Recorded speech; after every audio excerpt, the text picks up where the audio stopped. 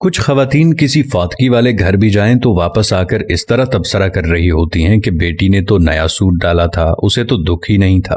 بہو تو ایسے ہنس ہنس کر بات کر رہی تھی جیسے اس کی دیرینہ خواہش پوری ہو گئی ہو۔ کوئی زیادہ رو رہا ہو تو اعتراض، کوئی صبر کر کے بیٹھا ہو تو مسئلہ، گھر صاف ہو تو تبصرہ، صاف نہ ہو تو تنقید۔ تمہیں کس نے حق دیا ہے دوسروں کو جج کرنے کا؟ کسی کا جوتا پہن کر جب تک خود نہ چلو تب تک اس کے چلنے پر اعتراض نہ کرو۔ خود تو 4 پلیٹ بریانی تناول کر کے ڈکار بھی نہ ماریں اور دوسروں پر تابڑ توڑ حملے۔ خدارا رحم کریں، کم از کم سوگ میں شامل نہیں ہو سکتی تو بلا وجہ ان کی عزت بھی نہ اچھالیں۔ یہ وقت سب پر ہر گھر میں آنا ہے اور آتا ہے۔ ہمارے مرد حضرات بھی کچھ کم نہیں، 2 لفظ تعزیت کے تو ٹھیک طرح سے بولنے نہیں آتے، اور سیاسی تھیٹر ایسے سجا کے بیٹھ جاتے ہیں کہ فوتگی پر نہیں الیکشن کیمپین پر آئے ہوں۔ جس کے سر سے باپ کا سایہ اٹھا ہے کوئی اس کی بھی تو دلجوئی کرے، اس کے غم کا مداوع بھی تو کوئی کرے، لیکن ہمیں کسی کے غم سے کیا؟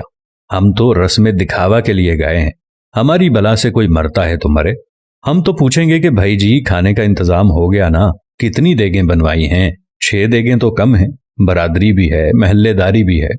وہ بیچارہ باپ کے سوگ کو بھول کر اس پریشانی میں لگ جاتا ہے کہ کہاں سے قرض پکڑوں، کیونکہ کھانا صحیح نہ بنایا تو باتیں ہوں گی۔ ساری زندگی باپ کا کھایا، مرنے پر روٹی بھی صحیح نہ دے سکا۔ ہمیں سوچنا ہوگا کہ کون لوگ ہیں ہم۔ مسلمان تو دور، کیا ہم انسان بھی ہیں؟ جانوروں کا بھی کوئی مر جائے تو وہ ایسے دعوتیں نہیں اڑاتے، اور اشرف المخلوقات کا تاج پہن کر حیوانیت کی ساری حدیں عبور کر جانا کہاں کی انسانیت ہے؟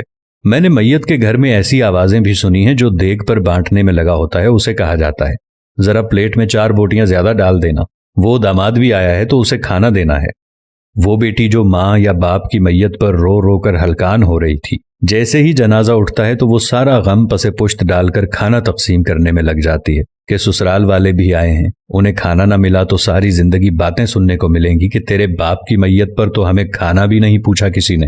میں نے اس بات پر بھی تبصرے سنے ہیں کہ سالن میں تو تری یعنی گھی ہی نہیں تھا، ہماری پلیٹ میں تو بس شوربہ ہی آیا۔ ہم بحیثیت معاشرہ ظالم بن گئے ہیں۔ خوشیاں تو کجا، ہم نے مرگوں کو بھی اپنے شریکے پورے کرنے کے لیے ایونٹ بنا لیا ہے۔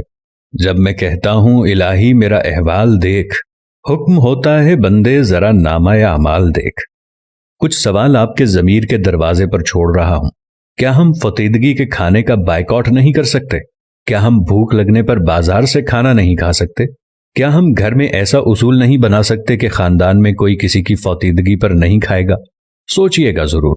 اگر میری کسی بات یا عمل سے کسی بھائی یا دوست کو کچھ ناگوار گزرا ہو تو ان سے نہایت ادب و احترام سے معذرت۔